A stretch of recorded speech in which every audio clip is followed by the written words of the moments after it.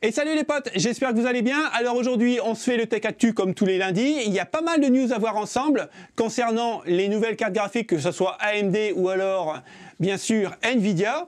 On parlera de tout ça. Il y aura d'autres informations sur des choses qui vont vous faire râler, dont moi le premier.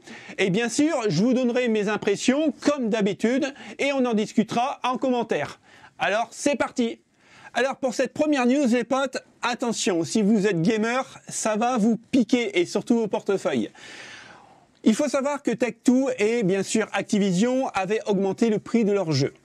Maintenant, c'est fait, c'est officiel, Ubisoft n'a pas le choix, il va augmenter le prix de ses jeux. Alors il va augmenter le prix de ses futurs jeux, mais attention, pas n'importe quel jeu, que les AAA, donc les grosses licences, Assassin's Creed, Skull and Bones. Mais on va le voir en détail. Il faut savoir que de 70 € le jeu, vous allez le payer 80 €. Alors bien sûr, sur PC, c'est un peu moins cher. Je crois que ça tourne dans les 60 €, si je ne me trompe pas. 50 ou 59, je ne sais plus. Ça fait tellement longtemps que je n'ai pas acheté un jeu sur PC que je ne sais plus. Moi, je sais que j'avais acheté Battlefield 5 70 €. Donc si je l'achèterais maintenant, s'il sortirait maintenant, j'achèterais 80 €. Alors 80 € pour un jeu complètement nul, où tu l'abandonnes au bout de 2 heures, les boules quand même, franchement les boules. Donc il faut s'attendre maintenant à des jeux à 80 € sur console, et sur PC ça augmentera légèrement, mais on va le voir. Donc le dernier jeu qui va sortir, le Skull and Bones, alors excusez-moi encore une fois de mon anglais, il va coûter 79,99 €, donc en gros il a pris 10 € dans la tronche, et en édition premium, donc si vous êtes fan de cette licence, ça va coûter 110 €. Et ben, je suis désolé, mais 110 €, ça fait vraiment très cher. Donc, quand vous imaginez que vous avez économisé pour acheter votre PC qui a vraiment augmenté au niveau des prix, maintenant il va falloir dépenser 80 boules, voire 110 boules pour un jeu vidéo, simplement un jeu, ça devient quand même jouer vraiment un truc de riche. Donc, on y vient ici. Donc, les PS5, les séries X, que ce soit PS4 ou PS4 Pro, et la Xbox One aussi, vont augmenter. Donc, les prix vont arriver de 80 dans la version standard et 109 en édition premium.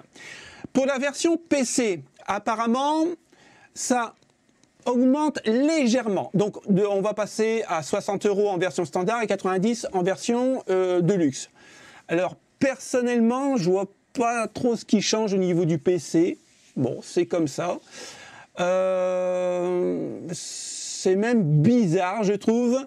Alors, il y a certains titres, alors je comprends pas tout. Assassin's Creed, par exemple, Mirage, qui va bientôt sortir, lui, apparemment, serait à 60 € sur console de nouvelle génération. Alors, ne me demandez pas pourquoi ce prix-là, je ne sais pas. Moi, je m'attendais quand même à un prix de 80 €, mais apparemment, ce n'est pas le cas. Et attention, je me plains pas, et je touche du bois et du singe, pour pas que ça change. On continue. Pourquoi ça a augmenté? En fait, le prix des transports entre la Chine et les pays européens et américains ont augmenté en 18 mois de 600%. C'est juste énorme. C'est normal, puisque de toute façon, le prix du fuel a augmenté, donc le bateau, voilà, c'est pas des bateaux à voile. Donc voilà, il faut savoir qu'on produit 50% des jeux en Europe. Je ne savais pas ça. Je pensais pas. Enfin, je savais qu'on pouvait fabriquer des jeux en Europe, mais pas à hauteur de 50%. Il faut savoir que tous les ports d'attache qui reçoivent les cargaisons de Chine sont complètement saturés. Il y a un embouteillage monstre. Donc, qui dit plus de temps pour débarquer le matos, ça coûte plus cher vu l'attente. Donc, voilà. Alors, vous voyez, les usines où nous sommes obligés de les produire par contrat, donc ils ont encore un contrat au niveau de ces usines-là, ont augmenté leur prix de 20 à 25%. Donc effectivement, il y a une répercussion au niveau des tarifs de jeu.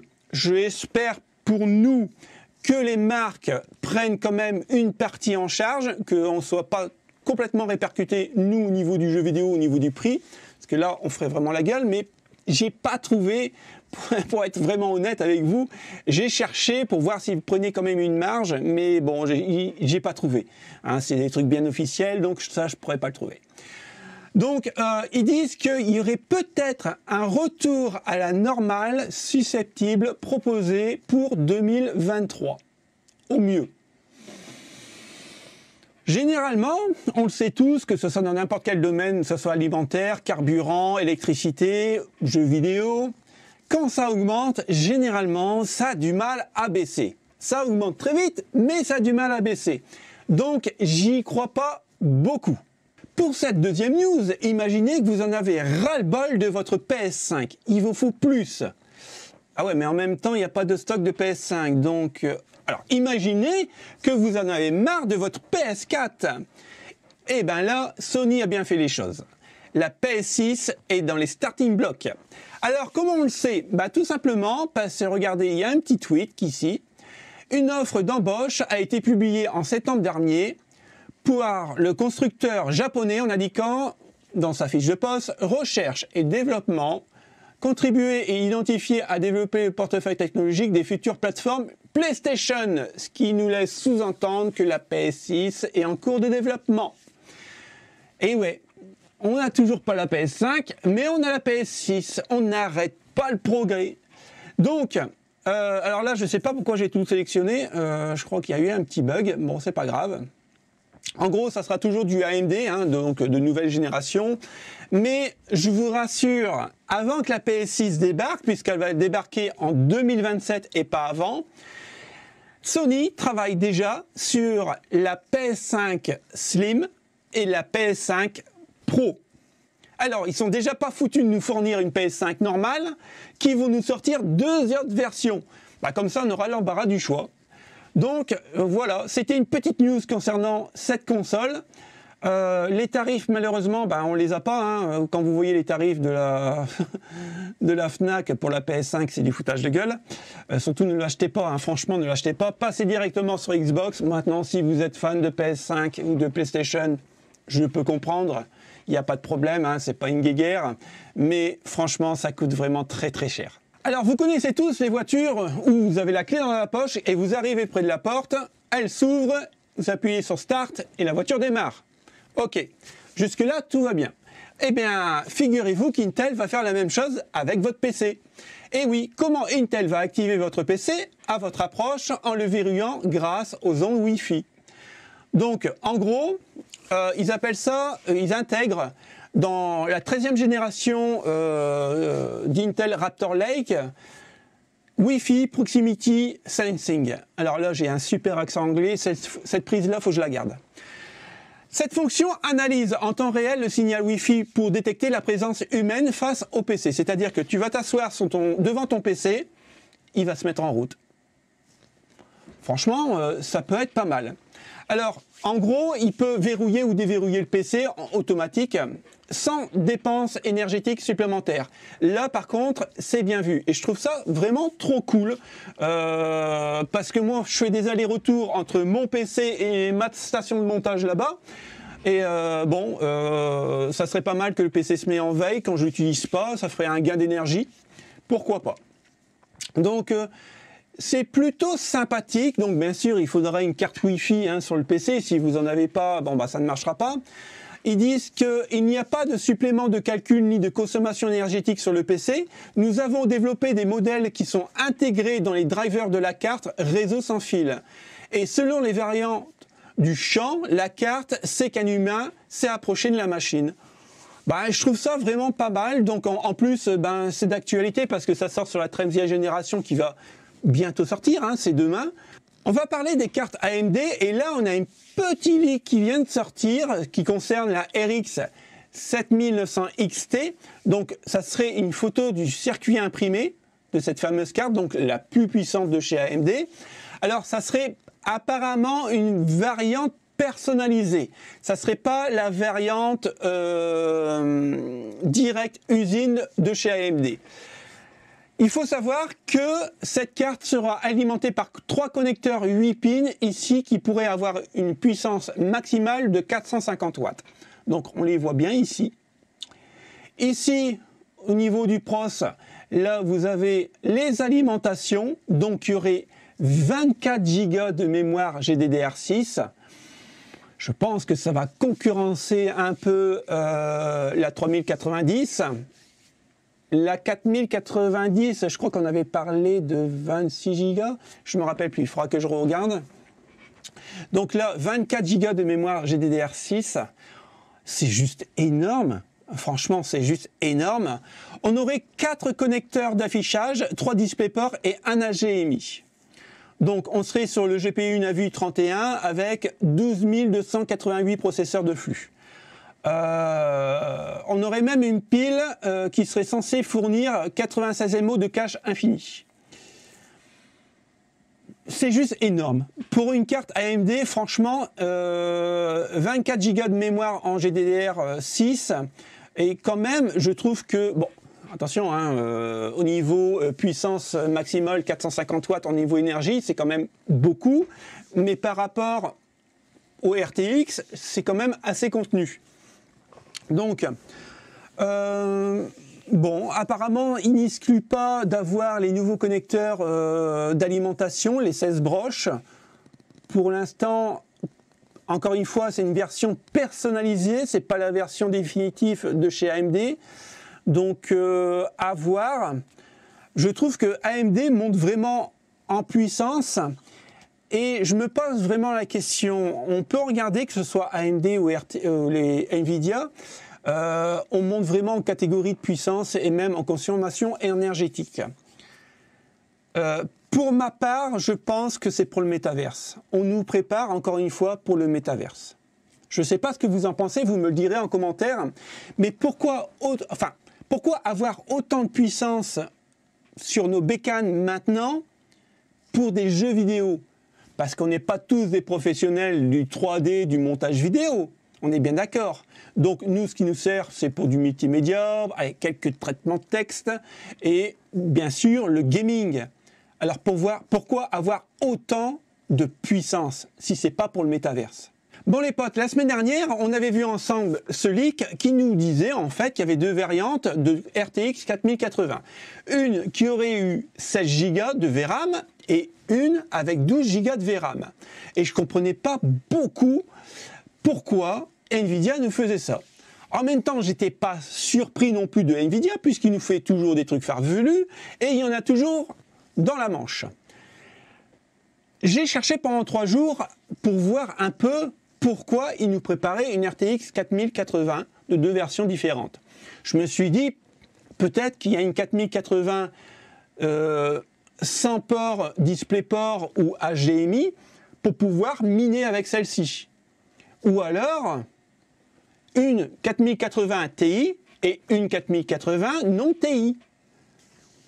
Et en fait, à force de chercher, alors je ne vous mettrai pas tous les liens sur lesquels j'ai cherché, je vous mettrai les 2 vraiment principaux, mais en fait, il y a beaucoup à boire et à manger. En fait, les journalistes spéculent, mais ne savent pas trop.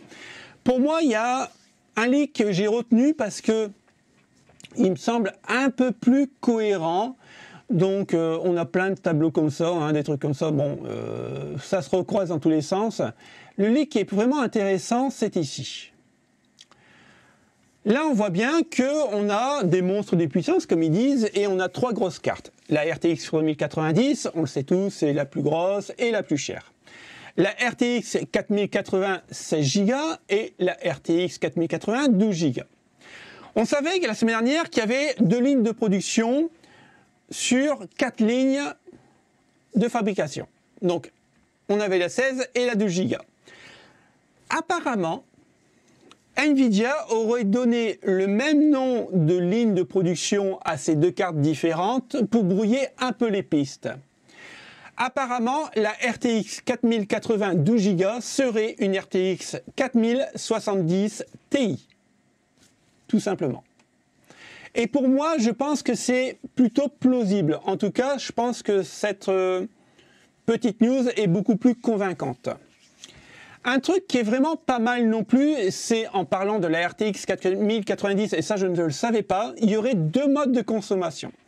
C'est-à-dire que vous aurez un mode standard avec 450 watts au max, donc qui équivaudrait à la puissance d'une RX 7900 XT, mais vous aurez un mode overclocking pour débloquer complètement la puissance de votre 4090, et dans ce cas-là, on irait à plus de 600 watts.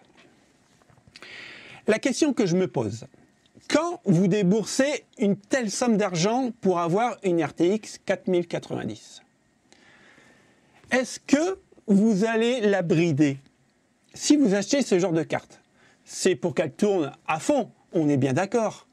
Donc à mon avis, cette carte consommera plus de 600 watts sur 90% des possesseurs de la 4090. En tout cas, c'est ce que je pense. Je pense que si j'aurais une carte comme ça, je ne la ferais pas tourner vraiment au minimum. Alors, il faut savoir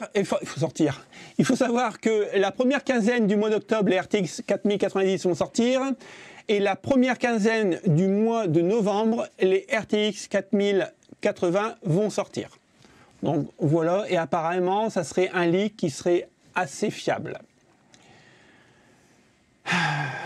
Je vais encore vous faire râler, mais on va en reparler un peu de ce qui s'est passé la semaine dernière, donc mardi dans la vidéo. Et ils disent en fait, ça reprend un peu le même texte, d'autant plus qu'NVIDIA pourrait bien chercher à créer des conditions favorables à une hausse des prix. Et pourquoi ils le font? Parce qu'ils détiennent 82% de part de marché mondiale au niveau des cartes graphiques. C'est juste énorme. Donc en fait, c'est un peu comme notre président, c'est le roi, ils font ce qu'ils veulent. Et non, les news, c'est pas fini, il y en a encore une petite qui vient là, et je vais faire appel à vous. Vous avez regardé la télé, comme moi, et vous avez vu en publicité une pub concernant Meta. Ça y est, les potes, on y est, ça arrive, et ça arrive en France. Donc il faut savoir que anciennement Facebook, Zuckerberg a lancé Horizon World, le nouveau monde virtuel de Meta est désormais disponible en France. Et je vais revenir sur une petite news qu'on avait vue ensemble avec les RX 7900 XT. Donc le voici, donc vous pourrez vous balader apparemment. Utilisateur français âgé de plus de 18 ans. Donc pour tout ce qui est ado et gamin, c'est pas encore fait. Apparemment, pour pouvoir accéder à ce monde virtuel, il vous faudra posséder un casque de réalité virtuelle Quest 2 et passer par la plateforme d'inscription Meta. Bon, voilà. Ça me choque un peu que ça aille aussi vite en fait. Est-ce que c'est une bonne chose ou pas? Je pourrais pas. En fait, j'ai pas vraiment d'avis. Je pourrais pas vraiment vous dire. Je pense qu'il y a du bon et du mauvais, comme tout en fait. Mais je voulais revenir surtout à une information vraiment spécifique. Et là, on revient à nos puissances de cartes graphiques et de processeurs qui vont sortir. Pourquoi autant de puissance dans nos PC, vu qu'on n'est pas des professionnels, encore une fois? Eh bien, pour moi, voilà. C'est pour le méta. C'est pour le métaverse. J'en suis sûr et certain que le métaverse va se mettre en place doucement, peut-être pas doucement parce que là, pour moi, ça arrive vraiment très très vite, on nous bazarde ça direct, mais ça se met en place les potes. Et je pense que d'ici 2 ans, 3 ans, vous verrez qu'il y aura des gens comme vous et moi qui iront travailler là-dedans. Alors, je sais pas si je pars dans mon délire ou quoi que ce soit, les potes, mais en tout cas, c'est ma réflexion. Mais ouais, je pense que dans quelques temps, il y a pas mal de gens qui vont aller bosser dessus. Et comment ils vont être rémunérés, je pense, en crypto-monnaie. Dites-moi vraiment ce que vous en pensez de Meta et surtout de l'évolution de nos PC. Parce que là, voilà, vous voyez, enfin, je sais pas si les gens se rendent compte de la puissance qu'on va avoir dans nos bécanes, quoi. C'est même révolutionnaire pour moi, en tout cas. Donc voilà, c'était la fin du Tech Actu, j'espère que ça vous a plu. Comme d'habitude, vous le savez, c'est la récompense, le pouce bleu, abonnez-vous si ce n'est pas déjà fait, activez la petite cloche, vous êtes de plus en plus nombreux à le faire et ça prend 2 secondes et bien sûr ça coûte rien. Donc merci à ceux qui le font. On se dit à bientôt, salut les potes, ciao ciao.